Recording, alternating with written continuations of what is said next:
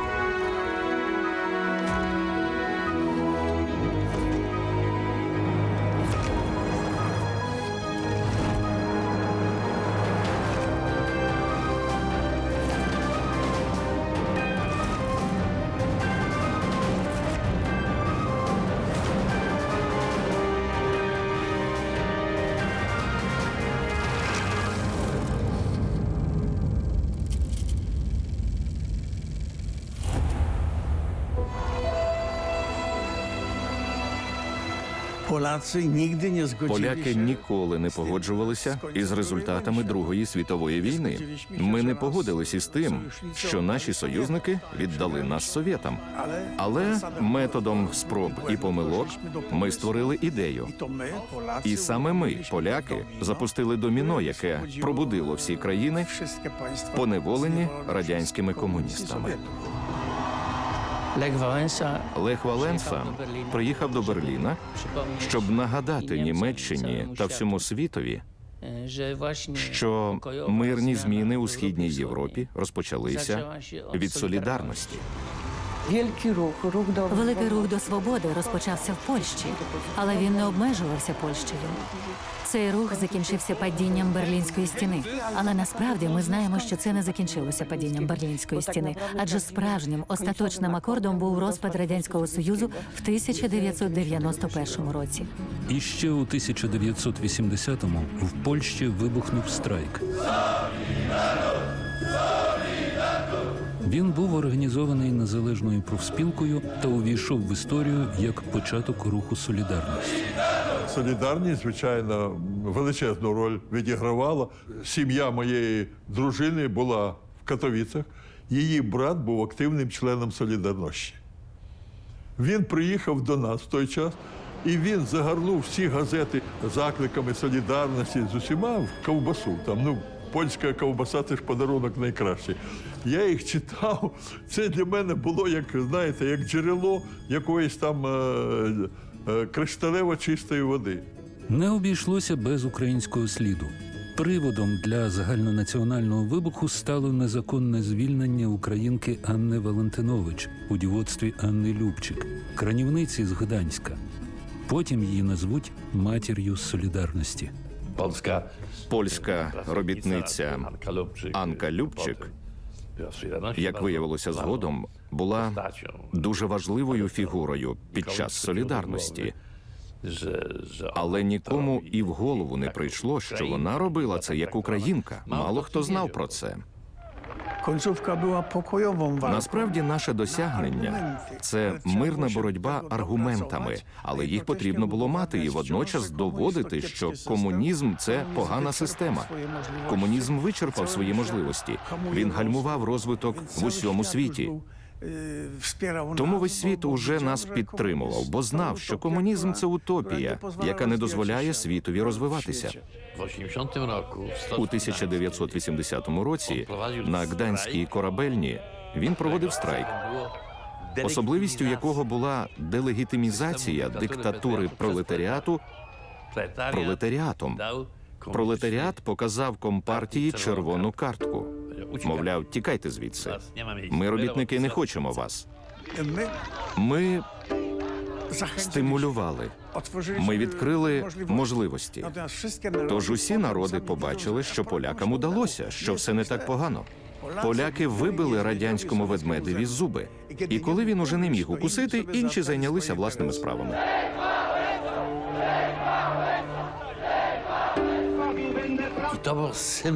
Це був символ, який повністю делегітимізував усю більшовицьку риторику. І в цьому сенсі ця метафора з доміно була правильною, тому що Польща – це країна, де був створений некомуністичний уряд. Навесні 1989 року комуністична влада Польщі намагається домовитися з опонентами. Розпочинаються засідання так званого «круглого столу». Опозиція ініціює і виграє перші вільні парламентські вибори. Влада безкровно переходить до антикомуністів. Найвеселіший барак соціалістичного табору Польща запускає ефект доміно. I za wasze zdrowie, a w gardło nasze, moje i mojej żony. Майже одночасно вибухають оксамитова революція в Чехословаччині та протести у східній Німеччині, які закінчуються падінням Берлінського муру. Потім настає черга решти країн колишнього соцтабору. Пам'ятаю падіння Берлінського муру, я пам'ятаю, як ми це дивилися цілою родиною по телевізору і їм заздрили. В Україні була своя історія, принаймні те, що бурлило з низів, воно трошки іншим живилося. Але, звичайно, оці всі події у світі, які всі знали, вони давали розуміння, що спротив можливий. Я весь час нагадую, у нас не було перебудови. У нас була імітація перебудови, коли першим секретарем ЦК Компартії України став Володимир Івашко. А до цього навіть імітації перебудови не було. Була боротьба з перебудовою, яку майстерно проводив тодішній перший ЦК партії Володимир Щербицький. На час ось цієї самої Горбачовської перестройки Україна була цим самим брежнєвським заповідником. Мертвецький, щербицький льодовик і все.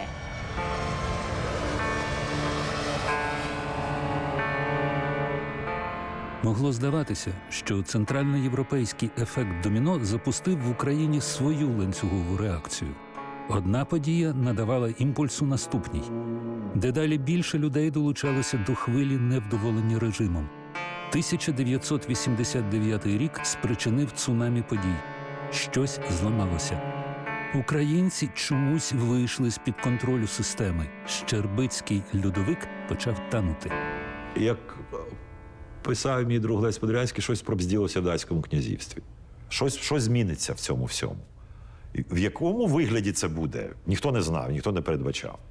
Якщо вони не почнуть реформи зверху, то буде революція знизу. Я вважаю, що Ленін своїм вченням, яке, на жаль, як вірусна пандемія пройшло по всьому світові, він заклав ген смерті. Ген смерті був вкладений в Радянський Союз, і я розумів, що прийшов час, коли ця імперія величезна стоїть перед розпадом. Свершилось. В канун всенародного праздника 60-летия Великого Октября атомный гигант начал работать на коммунизм. Добрый вечер, товарищи. Все вы знаете, недавно нас постигла беда. 26 квітня 1986 року відбулася така колосальна велика аварія на Чорнобильській атомній електростанції. Згадайте, наприклад, маніфестацію 1 травня 1986 року тут на Хрещатику. Якраз йшли радіоактивні хмари той час із Чорнобиля у цьому напрямку, а партійні вожді поводилися так, неначе нічого не трапилося, що нам це є опромінення. Я думаю, що Чорнобиль був глобальною подією, яка взагалі продемонструвала деградацію радянського ладу як такого. Про це люди дізналися, вони не могли закривати на це очі. Це була така радянська трагедія, яка показала, що Радянський Союз як держава віджив своє. Тому нам потрібні реформи, гласність, перебудова нам всім. Усі говорили про Чорнобиль. Кожен таксист. Ця тема звучала у кожному діалозі чи обговоренні. Але водночас він мотивував нас тут, бо нам не дозволяли надсилати допомогу. І це стало ще одним чинником, який звернув нашу увагу на те, як Кремль ставиться до своїх громадян, конкретно до українців. Українці тоді подивилися через Чорнобиль дещо іншими очима на саме призначення комуністичної цієї системи. І люди зрозуміли, що у радянській комуністичній Російській імперії не то, що доля окремої людини нічого не варта, а не варта доля навіть цілого народу. Почему нам в прошлом году запретили, чтобы мы не рожали? Вот, значит, есть радиация. Вот наша медсестра ходила, подписывались мы. Вот. Говорили, что это самое, что чтобы ставили спирали, чтобы делали аборты, чтобы не рожали детей. Вот. Если бы не было радиации, нам бы этого не говорили, я так думаю. Чорнобиль, він оце відчуття небезпеки поширив уже на всю абсолютно націю. ЦК партії розсилало по підприємствах інструкторів, щоб заспокоїти народ, і вони розказували, що це не така вже й страшна радіація, і взагалі, значить, невеликі дози радіації навіть корисні для здоров'я. От і, коротше, усмиряли паніку ніби. Нет необходимости для проведения среди населения специальных мер. Обстановка в Киеве нормальная. Угрозы для здоровья людей не существует. Що мене вразило, от на тих зустрічах вставали старі комуністи і кричали, що я член КПРС, я вірив, а нас обманули, що зробили з нашими дітьми, що робиться, нам ніхто нічого не каже, що можна їсти, що можна пити і так далі. От тоді похитнулося все. Я пам'ятаю, як зали, котрі завжди покірно там сиділи, значить, мовчали на всіх цих, народ безмолвствує, значить, те, в чому ми виросли. Я пам'ятаю, як зали починали верещати, і це був жіночий вереск. Жінки, включені страхом за дітей, жінки починали верещати. Чорнобиль – це був один із факторів руйнування Союзу. Він продемонстрував, що влада найперше в Москві, а стільки це ж і підпорядкування було московське, не володіє ситуацією, не знає, що робити, і не робить ефективних кроків. Київським комуністам доводиться розгрібати те, що напартолили в центрі. Москва перетворилася з протектора на творця проблем. Своєю позицією «викручуйтеся самі» центр спричинився до зростання автономізму серед партноменклатури в Україні. І це поступово задало вектор, який влітку 1990-го призвів до проголошення Декларації про суверенітет, а у 91-му – Акту про незалежність. Вибух у Чорнобилі виявився фугасом у фундаменті СРСР. Скільки людей захворіло від радіації, скільки людей загинуло. Уявляєте, які це масштаби були? А Горбачов вийшов тільки на телебачення через там кілька днів, щоб сказати про цю всю аварію. Замовчування, відбувалося замовчування. Тому українці переконалися в тому, що треба шукати вихід із цієї ситуації все-таки у власній державі. Після Чорнобильської катастрофи почалося відтерпання українського суспільства від багатодесятилітнього заморозливого для нації страху. Ми переставали боятись. Дуже прикро, що нас сьогодні тут так мало. Поки ми не будемо мати своєї справжньої держави, Чорнобилі були, є і будуть. Саме Чорнобиль підштовхнув українців до того, щоб все-таки прискорити свої національно-визвольні змагання, своє національно-духовне відродження. Система вже зупинялася, вже хаос починався. І тому їм треба було, комуністам, якимось чином реагувати. І вони вирішили загравати з тими масами людей, які були невдоволені. І що найменш для них небезпечне? Не політичні рухи, які вже теж відроджувалися, а саме екологічні. І почалися переговори. Здається, 5 чи 6 годин, а може і більше, у нас була дискусія із головою виконкому Київської міської ради з паном Згурським. Наше основне гасло було таке: екологія природи, екологія мови, екологія душі. Нам сказали, екологія мови відпадає, екологія душі відпадає, все ви повинні говорити тільки про екологію природи. Це ж неймовірна подія. Перший за 70 років вільний мітинг. Вони, звичайно, вирішили його прокладками обкласти. Тобто передовий слюсар обов'язково з'явився, передовий академік, але дали мені і Павличку виступити там. Давайте тут сьогодні, на цьому Майдані, складемо клятву, що ми зробимо все для того, щоб Київ був таким прекрасним, як сьогодні він перед нами стоїть. 12 листопада 1988 року, напередодні проведення цього мітингу, ми означили, що вихід такий: якщо ми не створимо якусь політичну організацію, яка буде альтернативою до комуністичної партії, то ми не зможемо нічого зробити в Україні. І саме тоді було погоджено, що називатися ця організація має «Рух». Тому що до певної міри це аналогія Сайодіса. Сайодіс в перекладі – це рух. Наші дружини плакали, нас відпускали як на розстріл, тому що дійсно це було небезпечно. Вони боялися, і ми теж боялися, що можуть нас заарештувати, все. Виходжу із метро якраз і дивлюся, йде Дмитро Васильович Павличко. І підходить до мене і каже: а я не буду відкривати мітинг. А по задуму він повинен був відкрити цей мітинг. Як ви не можете відкрити? Ми вчора домовилися, без відкриття мітингу не буде заспіву того, який потрібен бути. І ви повинні озвучити ідею створення народного руху України. Тому, кажу, не можна без вас. Він каже: таке вчора було. Прийшли до мене додому 2 чоловіки, і сказали, що ти з цими падліцями підеш на мітинг, ти дивись, от тебе дівчата, там жінка. Дмитро Васильович, це історичний момент. Це та заслонка в тій греблі, яка відкриє дуже багато простору для подальшої нашої діяльності. І я би хотів, щоб ви відкрили цю заслонку. І він каже: я виступлю. Під час виступу одному з активістів вимикають мікрофон. Це викликає ще більше обурення людей на площі.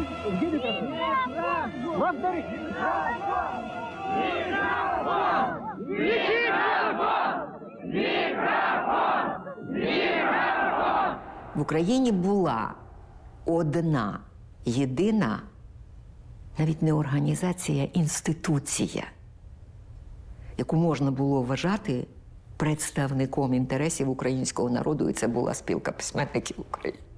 От якраз там точилося все, сказати б, громадське і суспільно-політичне життя українського народу.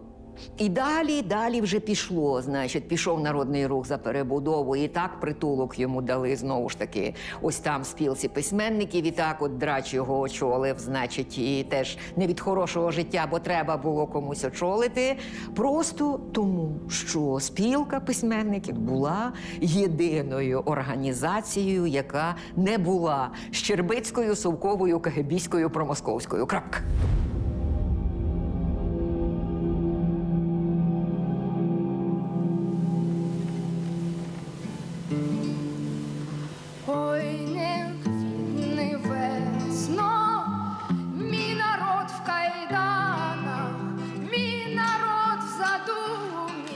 Вийшла мала дитина, я зараз розумію, 18 років. Такий пупсик вийшов з гітарою і сказав те, що хотіли сказати всі, і ніхто не сказав. І я вийшла і це заспівала. Ой, не квітне весно, мій народ в кайданах, мій народ в задумі, очі його в сумі, серце його в ранах, а життя в туманах. Бо народ мій стане, розірве кайдани. На цих словах зал встав. Почали виймати прапори, тому що це не опосередкований був заклик. Це було не те, що будить ідею або дає людині відчути себе українцем. А це був прямий заклик до дії. Марія Бурмака, місто Харків. Звичайно, кафедра української мови, літератури і студенти зробили великий плакат. Марія Бурмака перемогла на фестивалі «Червона рута». Але мене викликали в відділ і спитали, що я співала там. А що це за тексти? А що це за мій народ повстане, морем зашумить? Мене тато підготував до цієї зустрічі. Він мені сказав книжку. Каже, ти візьмеш з собою книжку і скажи, ось видана в радянський час книжка, ось ти можеш не знати, що її вилучали з бібліотеки, або знати, але вона видана? Видана. В 905 році? В 905 році. Де написано, що не можна писати пісні на вірші, які написані в 905 році? Ніде. Це був вірш Олександра Олеся. Це був завершальний концерт «Червоної рути» у 89-му році. Це Тарас Петрененко пісня «Україна». Це група «Комунист» на вірші Тараса Шевченка. А з іншого боку, це Миколайчук «Піду втоплюся». Це сестричка Віка «Кричу ганьба, але моє волання не долітає до престолу». Багато що там звучало, але я дуже добре пам'ятаю, як вийшов Віктор Морозов, Едуард Драч, Василь Жданкін. І вони почали співати «Ще не вмерла Україна». Ще й не вмерла Україна, і слава, і воля. Це зараз вночі розбуди будь-кого, і він тобі заспіває «Ще не вмерла Україна». Гімну ніхто не знав. І тут вони почали співати, і всі розуміють, що це «Ще не вмерла Україна», ця фраза, якою всіх лякали всі радянські часи, і ось це все звучить, і от вони співають. Це те, що заспівали їм тоді на «Червоній руті». Мені здається, що це теж був переломний момент. Слава Україні! Це було перше публічне виконання українського національного гімну, яке транслювало радянське телебачення.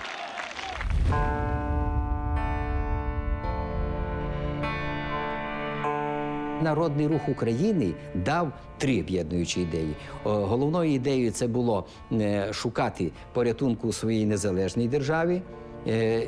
Наша держава має бути демократичною державою. Це друга така ідея. І третя, що Україна має повернутися назад додому у Європу. І тому у вересні 1989 року відбувся установчий з'їзд Народного руху України. Коли ми шукали конференц-зал Київського політехнічного інституту, ми були здивовані, що ніхто на вулиці не знає, що ж там відбувається. Ми їхали переконані, що буде так, як у нас під час Конгресу Солідарності, що все місто живе цим конгресом. А тут ми йдемо вулицею, запитуємо про з'їзд руху, і ніхто взагалі нічого не знає. Та вже всередині зовсім інакше. Дивовижна атмосфера в конференц-залі політехнічного інституту. Просто неймовірна.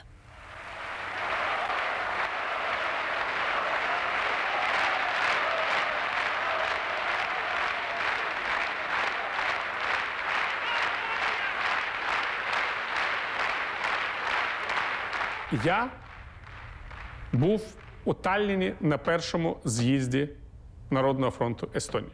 І я був у Києві на першому з'їзді руху. На з'їзді Народного фронту Естонії люди встали тільки один раз.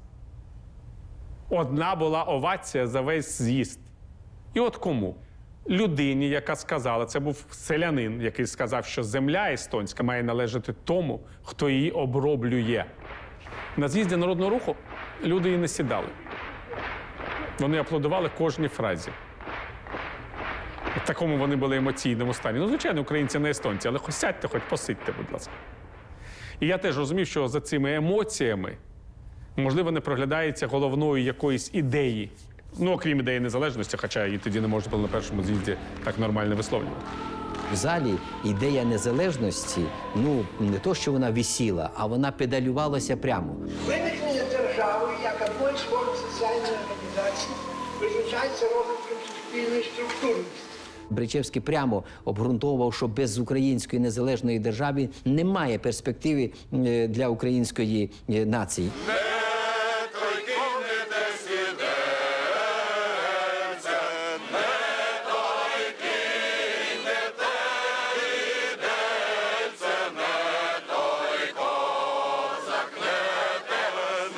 Будь-яке масове зібрання людей здавалося небезпечним керівництву Радянської імперії. З'їзд проходив під пильним оком органів міліції та КГБ. Я занимаюсь охраной правопорядка. Поэтому бываю на всех, собственно, не только митингах, а на всех любых мероприятиях, которые массово сосредотачивают вокруг себя людей. Поэтому в определенной степени я подготовлен и к этому съезду. Адам Міхнік виступав від імені польської делегації, а він говорив пречудово. Вибухнули бурхливі оплески, які переходили в овації. Якесь диво, абсолютна дивина. По-справжньому це був якийсь момент свята. Хоча в нас не було особливої конкуренції, бо не було нікого з-за кордону, окрім нашої делегації.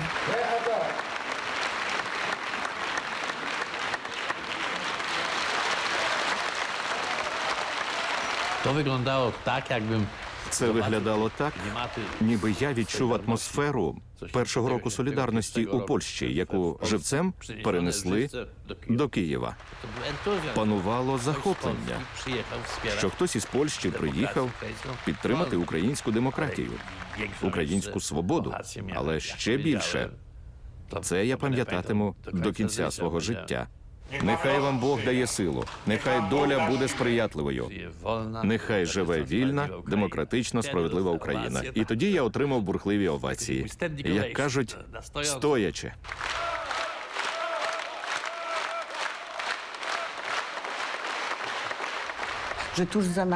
Одразу за нами сидів секретар з питань ідеології ЦК КПУ Леонід Кравчук. Але ми зрозуміли це лише тоді, коли Кравчука попросили виступити. Я другий день сиджу в залі, і повірте, я вже бюрократ із стажем. І те, що творилось сьогодні на вашому з'їзді, настільки демократичне, що воно вкладається аж в ніякий рамок. А потім ми побачили знамениту сцену, коли йому причепили значок руху. Кравчук тоді усвідомив, що не може зняти цей значок, але він розумів також, що не може його залишити. Пам'ятаю, що тоді він зняв піджак. І ми навіть маємо фотографію. Він сидить за нами уже в одній сорочці.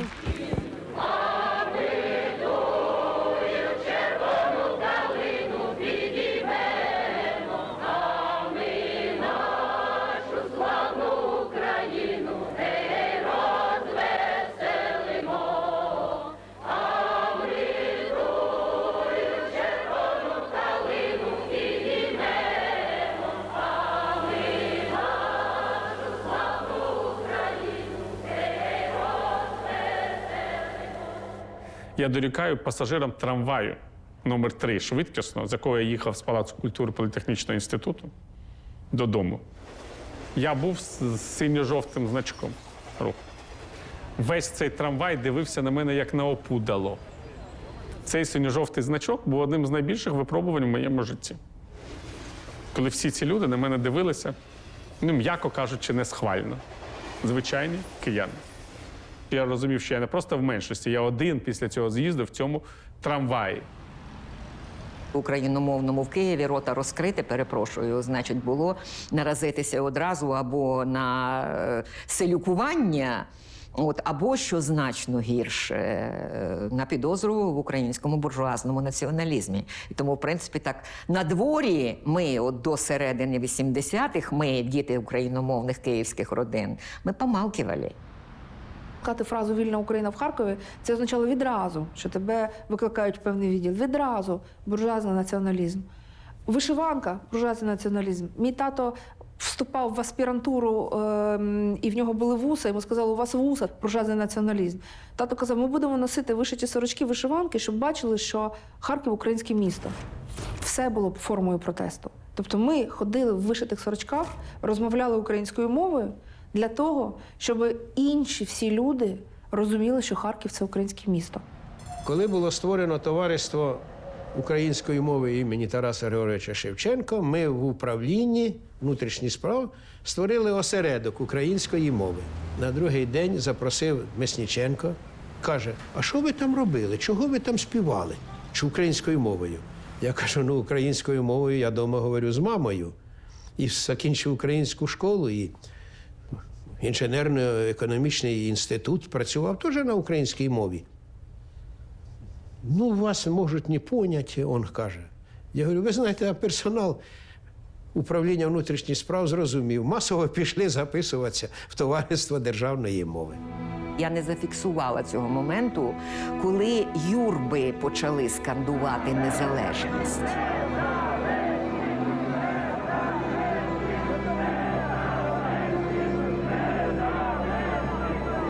Коли піднімали прапор над міськрадою от в липні 90-го року, то вже скандували незалежність. Це було вже в дискурсі вулиці.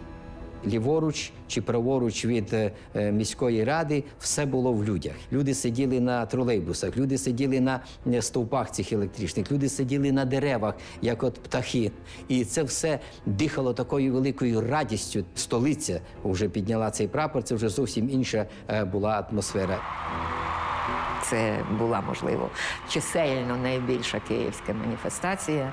Якийсь неймовірний за своєю цілісністю день от з тих, які справді лишаються в історії і які от дуже вмикають. Після того якось все дуже швидко пішло, якось от ніби вийшло наяву. Такий прорив, все, от він злітає і раптом стає ясно. Ось воно, ось наше все.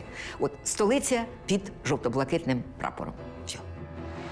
У вересні 1989-го кияни в трамваї з підозрою озиралися на жовто-блакитний значок. У липні 1990-го сотні тисяч киян вийшли під жовто-синіми прапорами на Хрещатик. Між цими подіями явно щось сталося. Щось, що змінило настрої значної частини українців. І в Києві тут шили Київська організація Народного руху України, Івано-Франківську шили. Ну, у всіх на таких великих містах шили ці прапори, але не було матерії. От у чому проблема була. Синьої і жовтої матерії. І, мабуть, вважалося, що це націоналістичні якісь такі кольори, і, в принципі, вони навіть в такій торгівлі вони були в обмеженій кількості.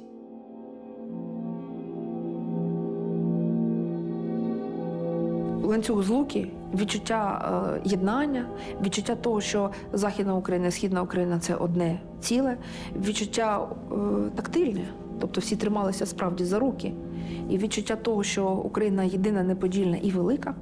Ця акція, вона привернула увагу всієї України буквально до того, що ми мали свою державу, Українську Народну Республіку, що синьо-жовтий прапор мав державну історію. Вона вплинула і на нашу владу. Леонід Макарович Кравчук пізніше згадував про те, що в цей день він передягнувся в спортивний костюм, щоб побачити, а все ж таки вдалося рухівцям це зробити, чи вони просто там стануть через кілометр один там, і потім скажуть, що у нас от було там так велика кількість людей. І коли він проїхав по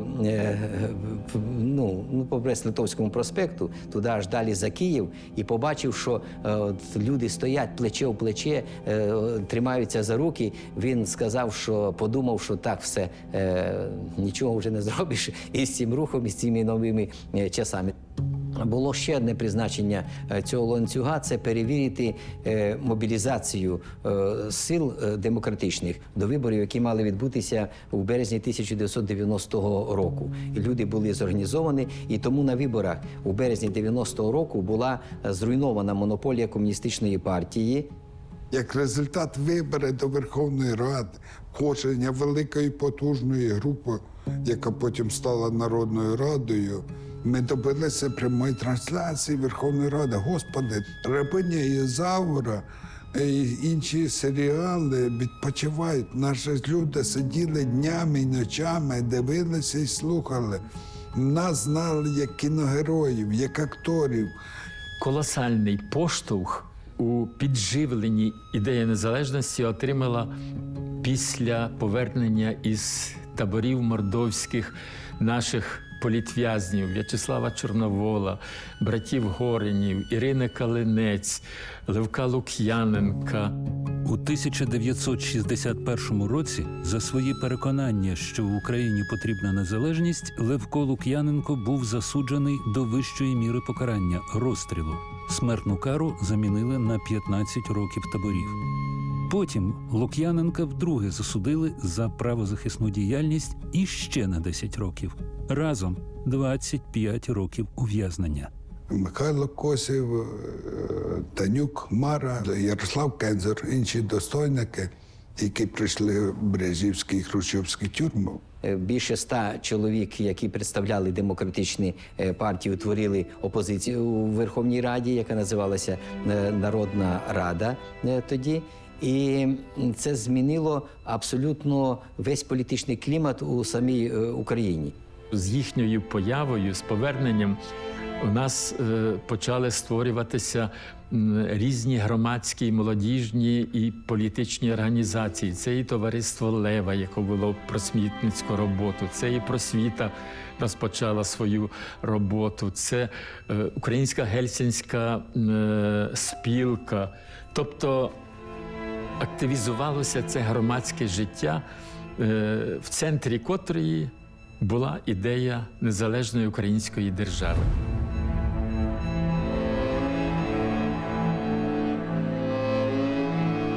Станом на 90-й рік, на жовтень 90-го року, революція на граніті, коли студенти тригернули Київ, і коли весь Київ вийшов на загальноміський страйк, там уже справді треба було гасити пожежу. І тоді, коли лягли студенти на площі, от жовтневої революції, а потім пішли діти із шкіл, а потім за ними пішли батьки, то вже зрозуміло було, що нормальна людина не повинна була бути у комуністичній партії, що вони повинні були йти за своїми дітьми, за молоддю.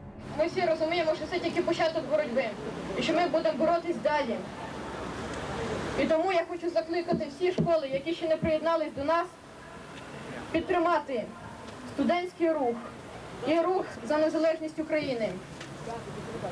І я хочу сказати, що ми вас підтримували, підтримуємо і будемо підтримувати. Слава Україні! Я думаю, що Кравчук десь тоді і прийняв рішення, що Москва йому не поможе, а вулиця ось тут, ось він, український народ. Десь у вересні місяці я зустрічався із студентами Київського університету імені Тараса Шевченка. І до мене підійшло там двоє чи троє студентів. Чи вони мені тоді сказали, що вони будуть творити акцію аж до загибелі, тому що вони не погоджуються з такими темпами реформування України, що є велика загроза, що нас затягнуть назад у Радянський Союз через новий союзний договір, і вони готові померти, але ця акція має закінчитися успіхом.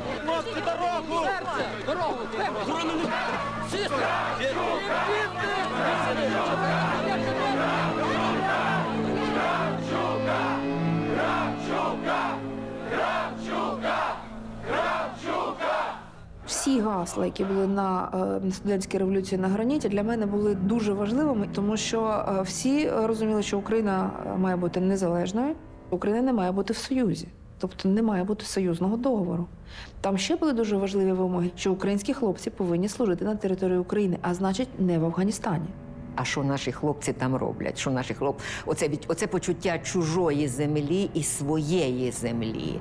У РСР кордонах тодішніх, як своя земля, за межі якої нашим хлопцям зі зброєю робити нічого. І вимога студентів під час революції на граніті проходити службу тільки на території України, це вже самостійницька вимога, і це вже потенціал для своєї армії. Майдани вибухнули мітингами. Українці перестали боятися. Але ті, хто перестав боятися, і далі залишалися в меншості. якщо називати людей, які там і процеси, які розвели Радянський Союз, то, по-перше, я думаю, що його розвалили литовці. На першому з'їзді народних депутатів Радянського Союзу ми гуляли з Витаутисом Лазбергісом, тоді ще навіть не головою Верховної Ради Литви, а просто головою Сайдісу в Олександрівському саду під Кремлем. І він мені розповідав, що якщо Сайдіс переможе на парламентських виборах, він проголосить незалежність Литви. І я йому сказав: професоре, для того, щоб Литва стала незалежною державою, недостатньо рішення литовського парламенту. Треба, щоб розвалився Радянський Союз. І він мені сказав: тоді ми розвалимо Радянський Союз. Коли впали наступні кілька кісточок доміно, настрої змінилися. Події у Вільнюсі мали дуже велике значення, тому що, по-перше, ми про них знали. Тобто, так чи інакше, ми всі в одному човні. Тобто, це Прибалтика, це ті ж самі троє з цих 15 сестер республік. 13 січня 91-го року, ось цей самий, значить, танки, вільнюські танки, і ось та кривава неділя, значить, коли вони пішли на телецентр. Друзі дзвонили з Вільнюса і прощалися. Я пам'ятаю цей голос, знаєте, своєї приятельки, от литовки, яка казала, що ні, ви на очереді, розкажіть всім. Мы не сдадимся, они нас не сломят. Расскажите всем. Якщо Прага – це європейська країна, хай соціалістичного табору, але це все-таки не ми. Польща – це теж інша країна, як мінімум католицька. Це схожі, да, ми, але це не ми. То Вільнюс – це ми. Люди, знаєте, кидали оце, справді, як ніби йдуть під воду, як ніби дійсно їх накриває, і вони шлють оці сигнали СОС, розкажіть всім. Мені здається, що це дуже велике враження справило на всіх, і так само підсилило оці центробіжні сили і відчуття, що так далі не можна. Радянському Союзу прийде кінець. Тобто тоталітарна імперія, рано чи пізно вона вибухне. І тут раптом ця імперія на їхніх очах посипалася. Керівники Радянського Союзу, віце-президент, голова Верховної Ради, міністр оборони, голова Комітету державної безпеки, прем'єр-міністр летять до Форосу, до президента Радянського Союзу, і їх там заарештовують. Міністра оборони Радянського Союзу заарештовують? Виявляється, що це не гра, що все це посипалося, все. КПРС заборонено. У цих людей пропав страх у багатьох. Страх вже у українців не з'явився. Він як пропав, так і пропав.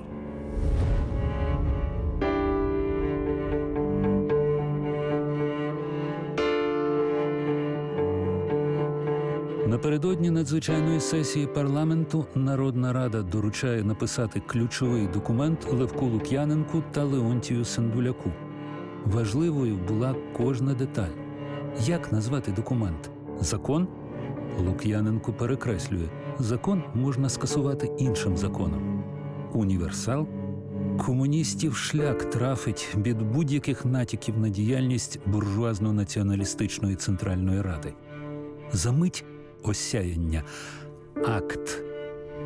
У Верховній Раді першого скликання була більшість комуністична і була опозиційна демократична меншість – Народна Рада України.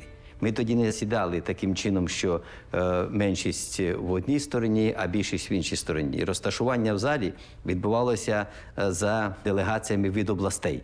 Тому от Київ був представлений народними депутатами, які знаходилися от у цьому секторі. Тут вінничани, Вінницька область знаходилася, там знаходилися дніпропетровці, і от там знаходилися львів'яни. І таким чином ми були розкинуті по залу, і це теж було позитивно, бо в нас був постійний контакт із тими, з ким треба було домовлятися до тих чи інших рішень. Це так званий сектор президії Верховної Ради. От по центру сидів голова Верховної Ради Леонід Макарович Кравчук, біля нього по праву сторону сидів Іван Степанович Плющ, а тут сидів заступник, бо Плющ був першим заступником, Володимир Гриньов. Тут стояв такий на повний зріст пам'ятник Володимиру Леніну, і от ми починали працювати під цим символом комуністичної ідеології. У той час було 4 місця для виступу народних депутатів України. Це центральна трибуна, от там знаходився мікрофон номер 1, за мною знаходився мікрофон номер 2, і от там знаходився мікрофон номер 3. Тому якщо депутати хотіли виступити, вони повинні були піднятися з свого робочого місця і зайняти чергу біля мікрофону або біля трибуни. Тоді не було такої системи, як зараз. Нажав кнопку, записався, і ти можеш виступати із місця. І ми користувалися тим, представники Народної Ради, ми були дуже активні, і ми, як правило, ці мікрофони брали в облогу і фактично не давали виступати нашим опонентам, бо вони були такі неповоротливі, вони не дуже прагнули у цю дискусію. А ми дискусію любили, бо ми знали, за що ми прийшли в Верховну Раду. А прийшли ми у Верховну Раду за тим, щоб відновити українську національну державність. Загальний настрій був такий: треба відмежуватися від небезпечних царських ігор у Москві, які вже закінчилися подіями в Тбілісі, в Вільнюсі, на Кавказі і так далі. Ми просто не хотіли, щоб це дійшло до України. Позиція комуністів трансформувалася разом зі змінами настроїв українського суспільства.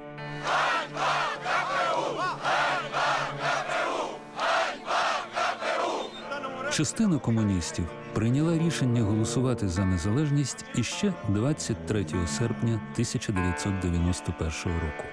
Дійсно була розмова, що завтра збирається позачергова сесія, голосувати треба за незалежність.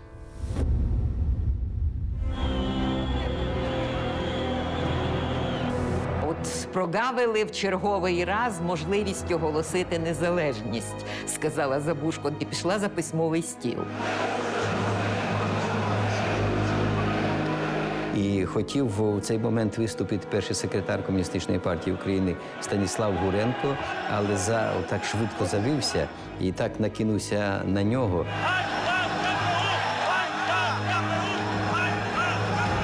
І в той момент було таке відчуття, що може зірватися Верховна сесія ця.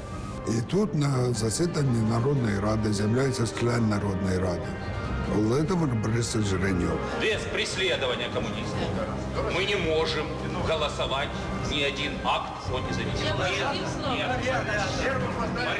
Дмитро Васильович прибігає в сесійний зал, стає за спиною Леоніда Макаровича і каже: читай. Якщо ні, я задушу тебе.